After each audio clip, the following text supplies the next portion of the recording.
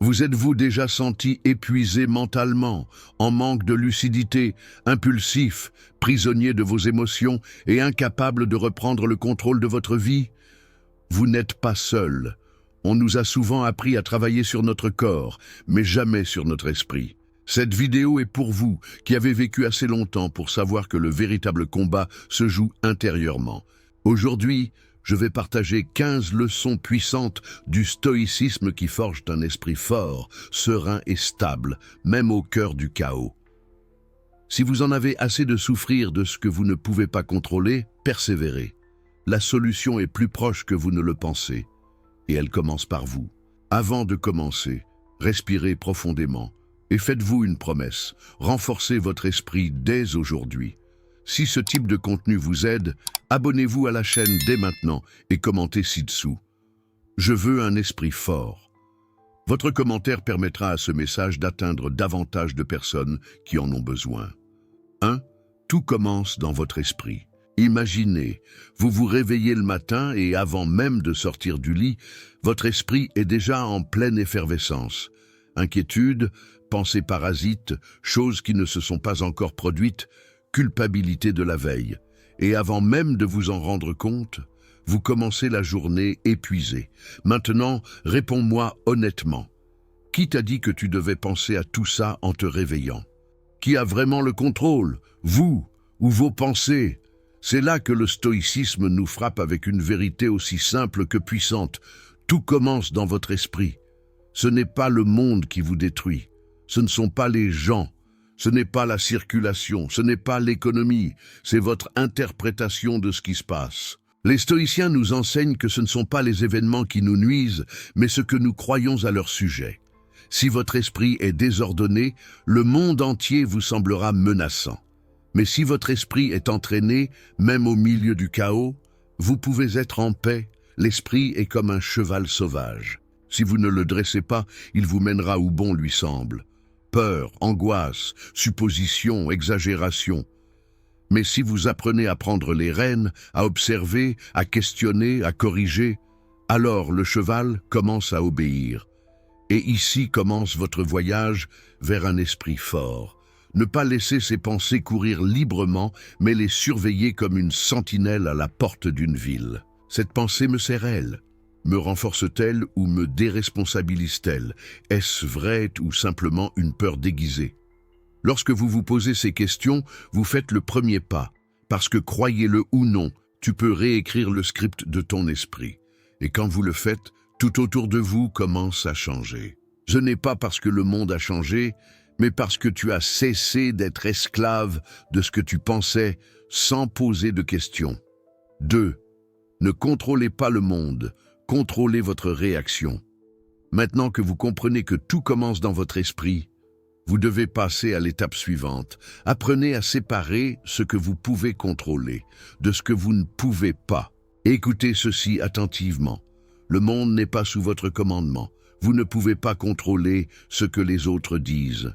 Vous ne pouvez pas contrôler s'il pleut ou s'il fait beau.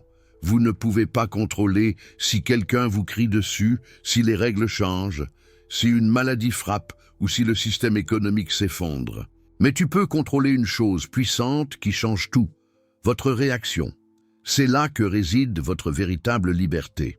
Les stoïciens, comme Épictète, nous répétaient « Nous ne sommes pas affectés par ce qui nous arrive, mais par ce que nous nous disons de ce qui nous arrive. » Et ce n'est pas qu'une jolie phrase, c'est un principe de vie.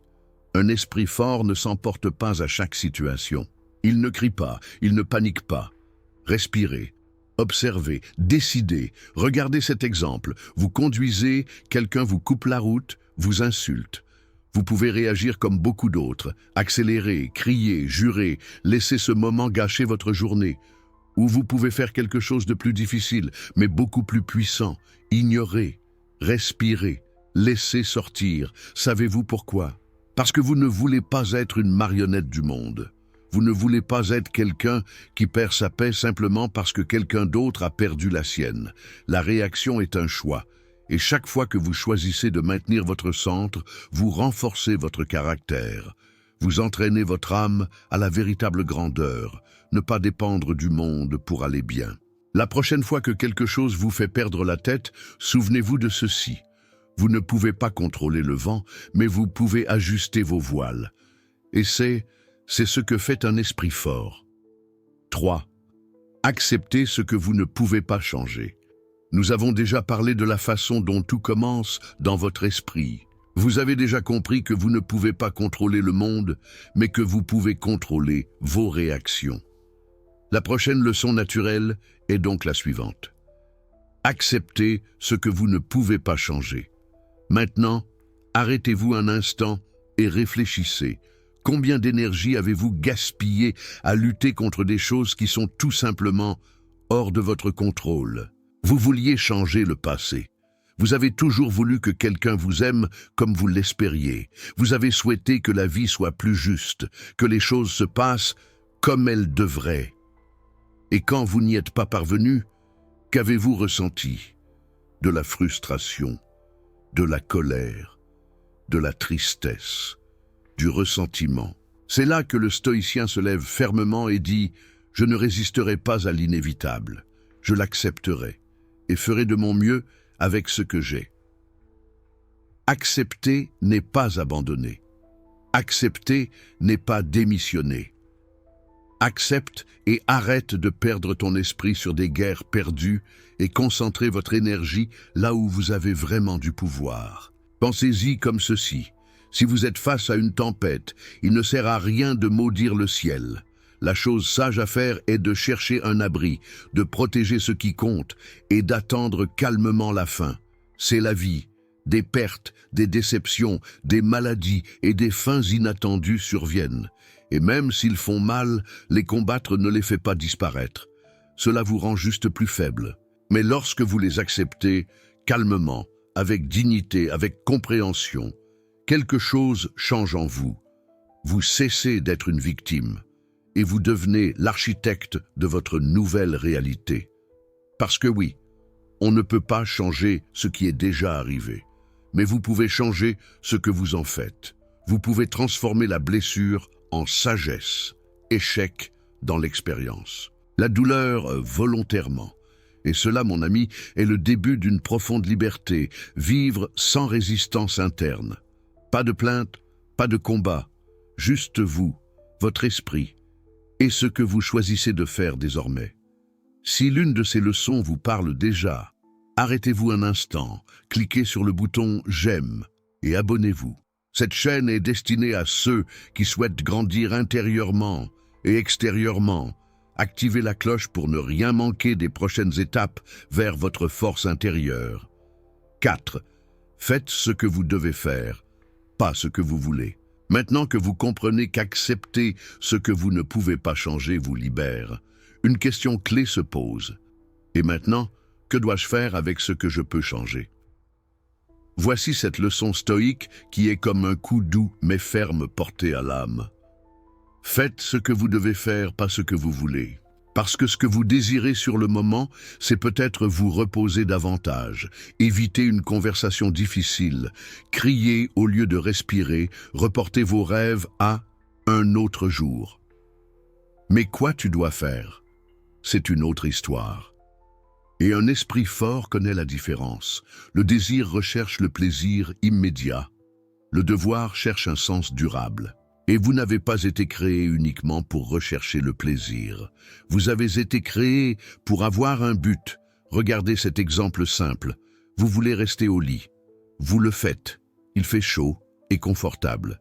Mais vous savez que vous devez vous lever, faire de l'exercice, travailler, vous éduquer, prendre soin de votre famille. Qui gagnera cette bataille? Cette décision, aussi simple qu'elle puisse paraître, c'est un test quotidien de caractère. Les stoïciens ne vivaient pas pour ce qu'ils avaient envie de faire. Ils vivaient parce qu'il était juste de faire, même si ça faisait mal, même si personne n'applaudissait, même si c'était difficile pour eux. Marc Aurèle l'a dit clairement. Quand vous vous réveillez le matin, dites-vous « Aujourd'hui, je ferai ce que je suis censé faire, car je suis né pour l'action, pas pour le repos. » Et savez-vous pourquoi c'est si puissant? Parce que plus vous choisissez le devoir plutôt que le désir, plus votre volonté devient forte. Vous devenez une personne de confiance. Votre parole vaut la peine. Ta présence pèse, votre esprit est protégé. Et voici le secret, vous n'aurez pas toujours envie de faire ce qui vous fait du bien. Mais si vous le faites quand même, vous grandissez. C'est ça la discipline, c'est ça la maturité, et c'est exactement ce qui vous éloigne d'une vie vide et vous mène vers une vie pleine de sens. Alors, lorsque le prochain dilemme se présente, faire la chose facile ou faire la bonne chose, souvenez-vous de cette phrase. Un esprit fort ne cède pas au désir, il s'aligne sur le devoir. 5. Entraînez votre esprit comme un muscle. Vous avez déjà compris que la vie ne se construit pas sur ce que vous avez envie de faire, mais sur ce que vous devez faire. Et cela nous amène à une question clé. Comment maintenir ce niveau de discipline sur le long terme? La réponse est simple mais profonde. Entraînez votre esprit comme un muscle, oui, tout comme vous renforcez vos bras en soulevant des poids, ou vos jambes qui courent. Votre esprit a également besoin d'efforts constants pour devenir fort. Savez-vous ce qui arrive si vous n'entraînez pas votre corps? Il s'affaiblit. Et la même chose se produit avec l'esprit. Un esprit qui n'est pas exercé devient fragile, impatient, anxieux, émotionnellement faible. Alors, comment former un esprit stoïque? Avec le silence. Car le silence est le gymnase de la pensée claire, avec la lecture. Chaque page que vous lisez renforce votre raisonnement et votre sagesse, avec l'écriture, parce qu'écrire oblige à organiser son esprit, avec une réflexion quotidienne, car ceux qui n'examinent pas leur vie répètent leurs erreurs, avec des décisions fermes, car chaque fois que vous choisissez ce qui est juste et non ce qui est facile, vous faites preuve d'une force mentale supplémentaire. Imaginez ceci. Chaque fois que tu te réveilles, tôt même si tu n'en as pas envie. Chaque fois que vous choisissez de parler respectueusement alors que vous pourriez crier. Chaque fois que vous décidez de suivre votre objectif, même si cela fait mal, vous exercez votre âme, vous donnez du poids à votre personnage. Vous sculptez un esprit qui ne se brise pas face au chaos. Et cela ne se fait pas du jour au lendemain. Cela se fait avec de la pratique, de la persévérance et de la conscience. Souviens-toi, vous ne pouvez pas vous attendre à avoir une clarté mentale si vous passez la journée distrait. Vous ne pouvez pas espérer avoir la paix si vous ne pratiquez jamais la maîtrise de soi. Et vous ne pouvez pas vous attendre à avoir un esprit fort si vous ne vous forcez jamais à sortir de votre zone de confort. Un esprit puissant ne naît pas, il s'entraîne. Et chaque jour, chaque choix, chaque habitude est une opportunité de la renforcer. Tout comme le fer est forgé avec le feu et le marteau, vous construisez votre esprit avec effort et répétition. 6. La douleur est un enseignant, pas un ennemi. Si vous avez déjà compris que votre esprit est entraîné comme un muscle, alors vous êtes prêt à affronter l'une des charges d'entraînement les plus lourdes, la douleur. Et oui, ça fait mal. Ça fait mal de perdre. L'échec fait mal. Cela fait mal quand les choses ne se passent pas comme prévu. Cela fait mal de voir à quel point la vie exige de vous plus que ce que vous pensiez pouvoir gérer. Mais écoutez-moi attentivement. La douleur ne vient pas pour vous détruire, elle vient pour vous apprendre. Il n'est pas votre ennemi. Il est votre professeur le plus exigeant, mais aussi le plus honnête. Pensez à ceci. Une blessure sur le corps vous avertit que quelque chose ne va pas. Mais cela vous donne aussi l'opportunité de guérir, de vous renforcer, de changer. La même chose se produit avec l'esprit et l'âme. Le stoïcisme ne nie pas la douleur. Il ne l'ignore pas. Il ne l'édulcore pas. Il l'embrasse avec conscience. Il le transforme avec vertu. Épictète, qui a vécu comme esclave et a beaucoup souffert, a dit « Ne demandez pas que les choses soient comme vous le souhaitez. Acceptez-les telles qu'elles sont et profitez-en au maximum. » Et c'est ce que fait un esprit fort. Lorsque la douleur survient, au lieu de demander « Pourquoi moi ?», demandez « Que puis-je apprendre de tout cela ? Quelle part de moi a besoin de grandir ici ?» Parce que la douleur n'est pas un signe de faiblesse. C'est une invitation à affiner votre personnage. C'est le feu qui purifie. C'est un marteau qui façonne. C'est un miroir qui révèle qui vous êtes vraiment.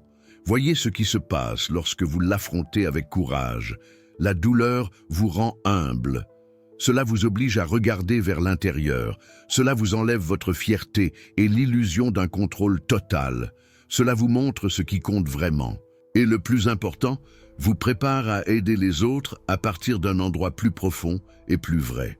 Parce que personne qui a souffert dignement ne revient pareil.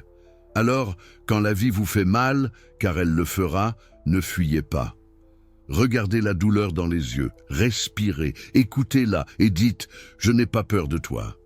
Je suis venu pour apprendre. » Et quand tu réussiras à faire ça, Diego, votre esprit n'est plus brisé, il est transformé. 7. Faites moins, mais faites-le avec brio.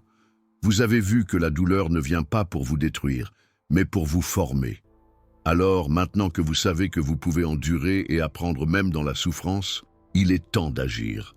Mais pas de n'importe quelle façon. Il ne s'agit pas de faire beaucoup de choses.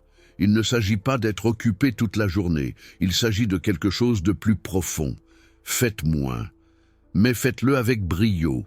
Nous vivons à une époque où la rapidité, le multitâche et le fait de faire toujours plus sont tous loués. Mais beaucoup en font beaucoup.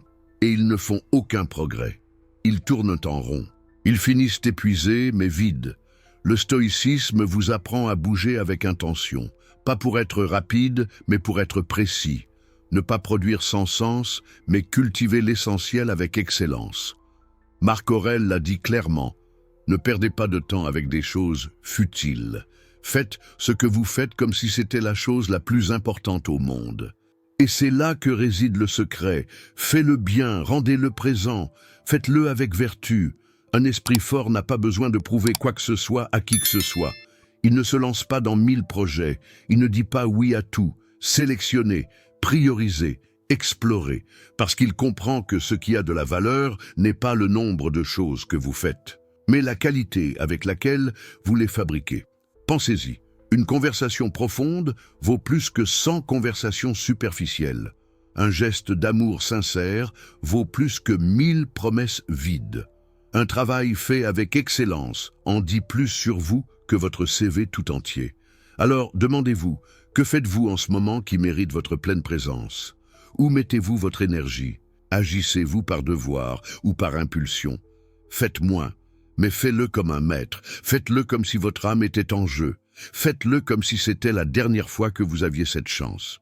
Parce que lorsque vous choisissez la qualité plutôt que la quantité, la concentration plutôt que la distraction, la profondeur plutôt que la vitesse, vous montrez que votre esprit n'est plus dispersé. Il est stoïque. Si l'une de ces leçons vous parle déjà, arrêtez-vous un instant, cliquez sur le bouton « J'aime » et abonnez-vous. Cette chaîne est destinée à ceux qui souhaitent grandir intérieurement et extérieurement. Activez la cloche pour ne rien manquer des prochaines étapes vers votre force intérieure. 8. Parlez moins. Écoutez plus. Après avoir choisi de faire moins, mais avec maîtrise, vient une compétence que très peu pratiquent, et cela révèle clairement le niveau de votre sagesse intérieure. Le silence. Oui, le stoïcien ne remplit pas chaque instant de mots. Observez, écoutez, réfléchissez, puis parlez. Aujourd'hui, tout le monde veut avoir son opinion. Tout le monde veut dire ce qu'il pense. Tout le monde veut avoir raison. Mais peu, ils écoutent vraiment. Peu de gens s'arrêtent pour regarder ce qui se cache derrière le bruit. Peu de gens ont le sang-froid de rester silencieux et d'apprendre. Les stoïciens savaient que le silence est un pouvoir, qu'un mot prononcé sans réflexion peut détruire une relation, une entreprise, une vie. Mais une parole prononcée au bon moment peut élever, peut sauver, peut transformer. Épictète l'enseignait ainsi. Nous avons 2 oreilles et une bouche pour une seule raison, écouter 2 fois plus que nous parlons. Et il ne s'agit pas seulement de se taire pour le simple plaisir de se taire. Il s'agit de créer un espace mental. Lorsque vous parlez moins, votre esprit devient plus organisé. Quand on écoute davantage, on comprend mieux. Lorsque vous réfléchissez avant de répondre, vos mots ont du poids. Avez-vous remarqué que les personnes vraiment sages n'interrompent pas, ne crient pas, ne se disputent pas la parole?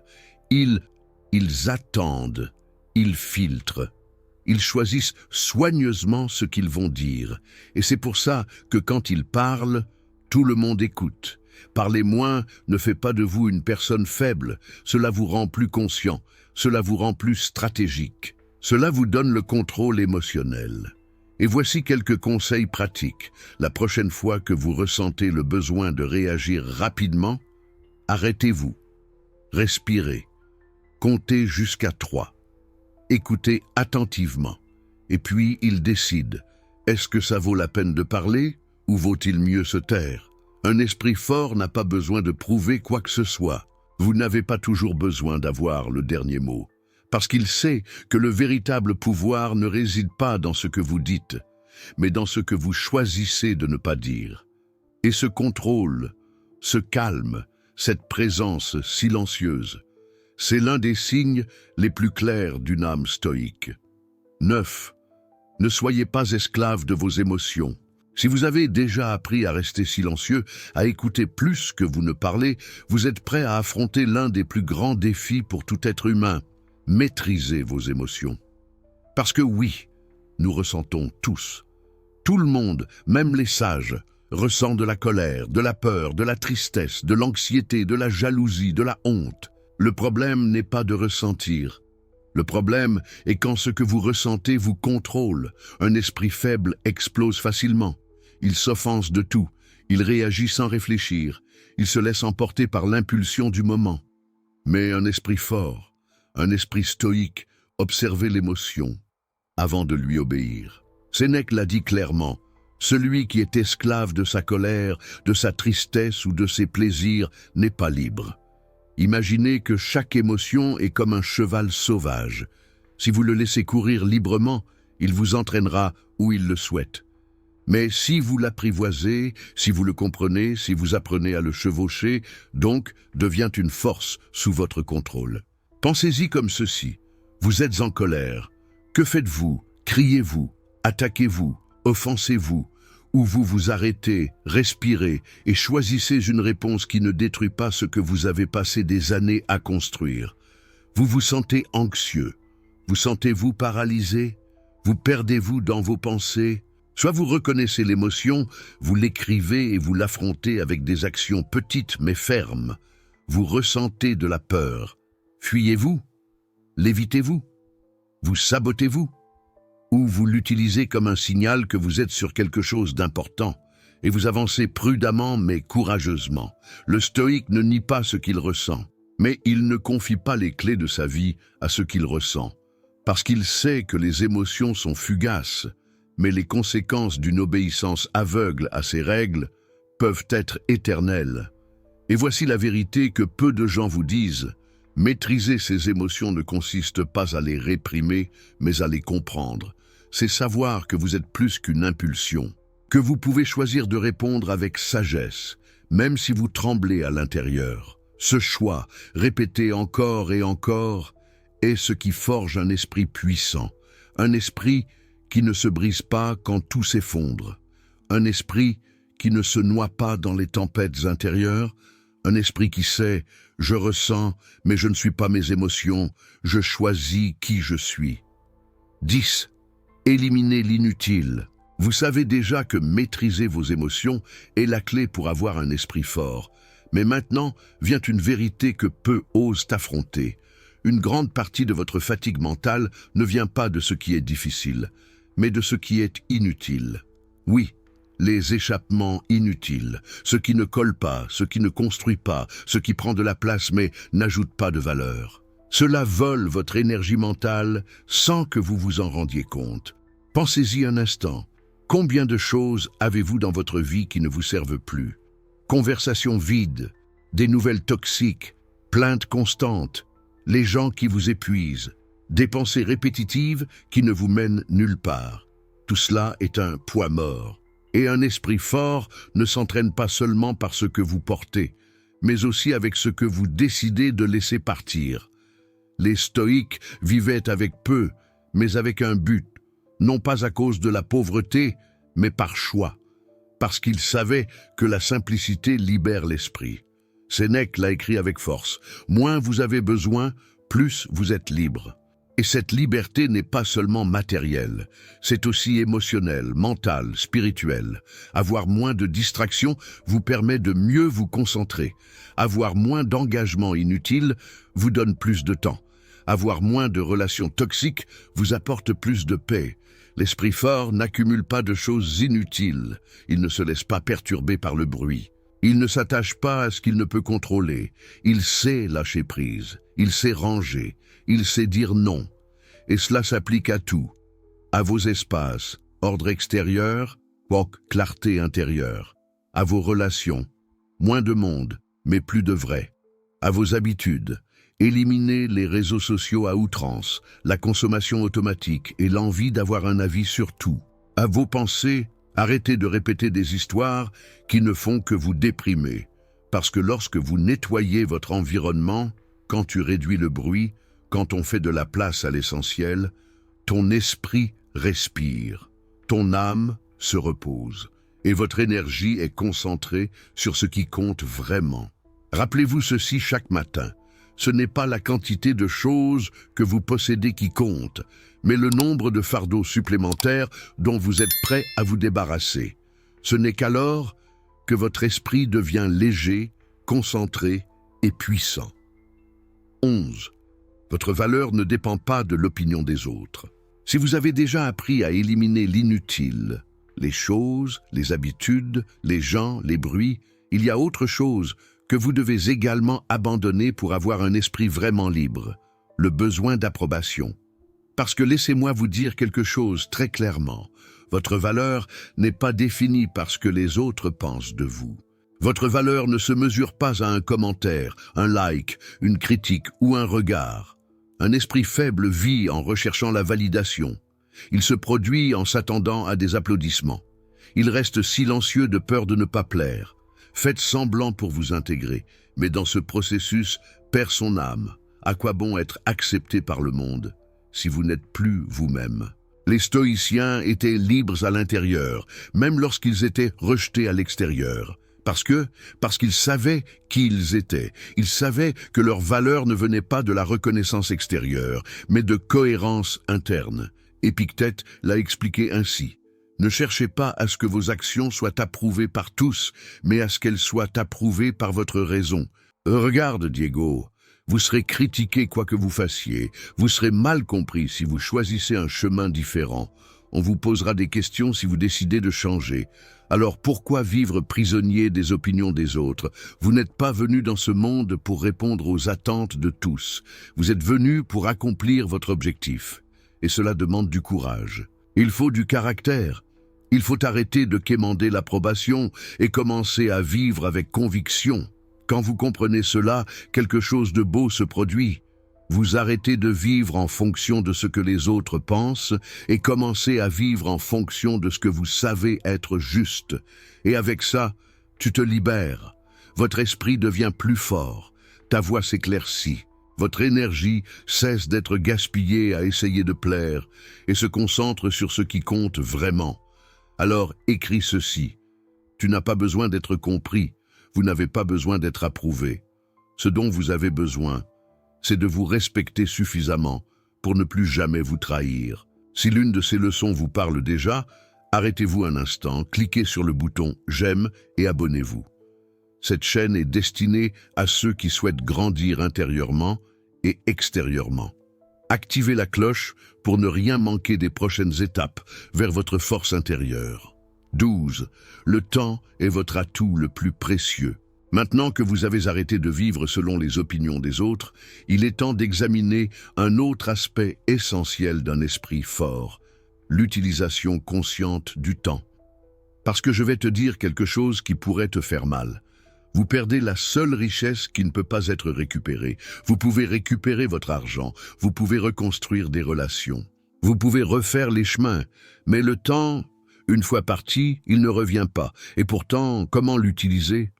Nous perdons des heures sur des choses qui n'ont pas d'importance, des journées entières de discussions inutiles, des semaines à vivre en pilote automatique, des années à remettre à plus tard ce que nous voulons vraiment. Le stoïcisme nous choque avec une vérité puissante. Agissez comme si chaque instant était votre dernier, car un jour, ce sera le dernier. Sénèque était encore plus direct. Nous n'avons pas peu de temps, mais nous en perdons beaucoup. Un esprit faible dit « Je n'ai pas le temps ». Un esprit fort dit « Je n'établis pas de bonnes priorités ». Et savez-vous pourquoi c'est si important? Parce que là où vous investissez votre temps, vous investissez votre vie. Chaque minute passée sur quelque chose qui ne vous construit pas est une vie qui ne revient jamais. Et voici le plus stoïque. Il ne s'agit pas de remplir la journée avec 1000 tâches. Il s'agit d'utiliser le temps avec intention, se réveiller chaque matin avec un objectif, faire ce qui compte, pas ce qui divertit, savoir quand dire oui et quand protéger son non. Commencez par de petites décisions. Combien de temps passez-vous sur les réseaux sociaux sans rien vous apporter? À quelle fréquence remettez-vous à plus tard un projet que vous savez devoir commencer? Combien de fois avez-vous dit « je le ferai plus tard » et ce « plus tard » n'est jamais venu? Un esprit fort ne vit pas en courant. Vivez dans le présent, vivez concentré, vivez en sachant que chaque jour est une opportunité de construire quelque chose d'éternel. Alors, quand vous vous demandez si quelque chose vaut votre temps, posez-vous cette question stoïque. Est-ce que cela me rapproche ou m'éloigne du genre de personne que je veux être? 13. Ayez un objectif plus élevé que vos désirs. Vous savez déjà que le temps est votre plus grand atout. Mais maintenant, vous devez répondre à une question cruciale. À quoi utilisez-vous ce temps? Parce qu'il ne suffit pas d'arrêter de le perdre. Il ne suffit pas non plus d'être simplement occupé. Un esprit fort ne veut pas seulement faire plus. Elle veut vivre pour quelque chose de plus grand qu'elle-même. Et voici la clé. Les désirs sont éphémères. Aujourd'hui, vous désirez une chose, demain, une autre. Les désirs changent avec l'humeur, avec la mode, avec la fatigue. Mais le but demeure. Un souhait dit « je veux du plaisir maintenant ». Le but dit « j'accepte le sacrifice parce que je sais où je vais ». Et c'est une différence qui définit votre vie. Les stoïques vivaient avec un but, pas avec des objectifs vides, pas avec des ambitions dénuées de sens, mais avec un sens profond du devoir, de la vertu et de la contribution. Marc Aurèle, empereur de l'empire le plus puissant du monde, ne vivait pas pour la gloire ou le pouvoir. Il a vécu pour servir, pour agir avec justice, pour s'améliorer en tant qu'être humain chaque jour. Son objectif était clair. Et donc, il n'a pas dévié. Alors, posez-vous la question maintenant. Qu'est-ce qui vous fait vous lever le matin quand vous n'en avez pas envie? Qu'est-ce qui vous fait résister à la douleur, à la critique, à la fatigue? Pourquoi êtes-vous prêt à payer le prix pour vivre avec discipline? Si vous n'avez pas de réponse claire, vos journées seront fragiles. Vous vivrez à la merci de la motivation du moment. Mais si vous trouvez ce « pourquoi », votre vie est transformée. Votre temps est concentré, votre esprit s'aligne. Un objectif n'a pas besoin d'être grandiose aux yeux du monde. Cela doit simplement être vrai pour vous. Il peut s'agir d'élever vos enfants avec intégrité. Cela peut être dirigé avec honnêteté. Cela peut transformer l'histoire de votre famille. Cela peut être servir, enseigner, guérir, protéger, construire. Ce qui compte, c'est qu'à la fin de la journée, vous puissiez dire « Aujourd'hui, j'ai vécu pour quelque chose qui en valait la peine ». Parce que lorsque votre vie est guidée par un but plus élevé que vos désirs, tu n'es plus esclave de ce que tu ressens. Vous devenez discipliné, ferme et plein. Cet objectif est la boussole qui vous guide lorsque tout le reste devient confus, et un esprit fort ne marche jamais sans boussole. 14. La vertu est votre bouclier. Si vous avez déjà découvert un but plus élevé que vos désirs, vous devez maintenant une armure qui vous protège sur la route. Parce que la vie va vous mettre à l'épreuve. Cela repoussera vos limites. Ils vous inciteront à vous égarer. Et dans ces moments-là, la seule chose qui vous soutient, c'est votre vertu. Et qu'est-ce que la vertu exactement? Il s'agit d'agir honnêtement. Même quand mentir serait plus facile, c'est être juste, même quand personne ne regarde. C'est avoir du courage, même quand la peur crie. C'est pour te dominer, même si le désir te pousse. Les stoïciens ne considéraient pas la vertu comme un ornement moral. Ils la voyaient comme la force centrale de l'âme, comme le bouclier qui protège l'esprit des pièges du monde. Sénèque a dit « La vertu est invulnérable. Quiconque la possède ne peut plus être atteint par le malheur. » Réfléchis à ça, Diego. L'argent peut partir, le statut peut disparaître. La célébrité, les applaudissements, les réseaux sociaux, les titres, tout cela peut disparaître. Mais si tu as de la vertu, tu es toujours debout. La vertu ne dépend pas des circonstances. Cela dépend de vos décisions. C'est votre boussole quand il y a du brouillard, votre ancre en cas de tempête, votre bouclier lorsque tout essaie de repousser vos limites. Un esprit fortune ne mesure pas ce qu'on accomplit. Il est mesuré par la qualité de leur choix. Et voici le plus puissant. Chaque jour, vous avez la possibilité de choisir la vertu. Ce n'est pas quelque chose qu'on accomplit une fois. C'est quelque chose qu'on pratique tous les jours. Quand tu décides de dire la vérité, même si cela te met mal à l'aise. Quand tu es généreux, même si tu ne reçois rien en retour. Quand vous choisissez la patience plutôt que la colère. Quand tu fais ce qu'il faut, même quand personne ne le reconnaît. Là, dans ces moments invisibles au monde, vous construisez votre véritable force. 15. Aujourd'hui est le seul moment dont tu disposes. Après tout ce que vous avez appris, maîtriser vos émotions, agir avec détermination, vivre vertueusement, il ne reste qu'une seule chose à comprendre profondément. La vie se passe ici et maintenant. Pas demain, pas hier, maintenant. Et oui, vous avez entendu cela 1000 fois.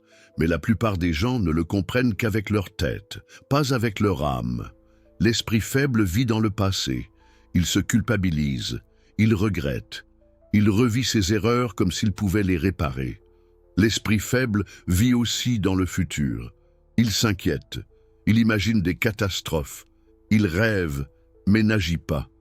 Et qu'est-ce qui lui échappe pendant ce temps? Le moment présent, le seul qui existe vraiment. Le seul dans lequel tu peux vivre, le seul où vous pouvez choisir, changer, décider, construire. Les stoïciens le savaient clairement. Marc Aurèle l'a répété à maintes reprises. Ne laissez pas l'avenir vous perturber. Vous l'affronterez avec la même motivation que vous affrontez le présent. Parce que maintenant, c'est assez. Parce que c'est maintenant que vous vivez votre vertu. Là où vous choisissez votre attitude. Là où vous semez ce que vous récolterez demain. Un esprit fort ne se disperse pas sur ce qu'il ne peut toucher.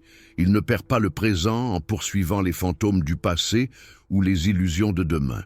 Un esprit fort se réveille chaque jour et se dit « Aujourd'hui, je n'ai qu'une seule mission, vivre ce moment avec une présence totale, un but et une paix totale. » Alors, je vous le demande maintenant, où es-tu en ce moment ? Êtes-vous ici, à écouter, à ressentir, à respirer ce moment? Ou courez-vous mentalement vers des problèmes qui n'existent pas encore? Respirez. Distension. Regardez autour de vous. C'est ton moment. C'est votre seul moment garanti. Et si vous choisissez de le vivre avec conscience, force et vertu, alors votre vie entière est transformée. N'attendez pas que tout soit parfait. Ne tardez plus à devenir la meilleure version de vous-même. Ne vivez pas à moitié endormi. Parce que le temps passe. Mais le moment présent est le seul endroit où vit l'esprit fort. Si vous êtes arrivé jusqu'ici, c'est parce que vous savez qu'il ne s'agit pas seulement de vivre, mais de vivre avec force intérieure. Nous nous sommes tous, à un moment donné, sentis faibles, dominés par nos émotions, prisonniers de pensées qui nous privent de paix. Mais aujourd'hui, vous avez compris qu'il existe une autre voie. Une voie de clarté, de détermination, de véritable contrôle. Le stoïcisme n'est pas une théorie ancienne. C'est un outil moderne pour ceux qui sont prêts à prendre les rênes de leur esprit et à transformer leur vie. Vous pouvez en faire partie.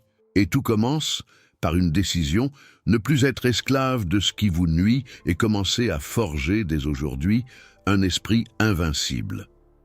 Si vous êtes arrivé jusqu'ici, c'est que votre esprit est déjà en éveil.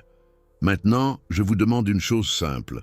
Vérifiez si vous êtes abonné, aimez la vidéo et partagez-la avec quelqu'un qui a également besoin de renforcement mental. Ensemble, nous pouvons créer une génération plus forte et plus sage.